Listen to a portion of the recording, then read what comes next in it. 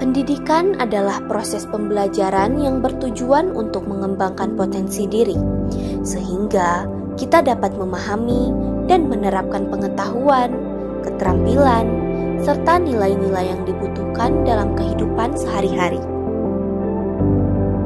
Education also fosters social interaction, cultural understanding, and prepares students to become responsible global citizens.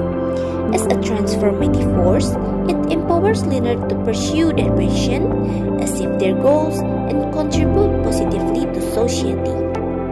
Selain itu, pendidikan juga berfungsi sebagai sarana untuk mempromosikan kesetaraan dan kesempatan yang sama bagi semua individu, terlepas dari latar belakang sosial dan ekonomi mereka.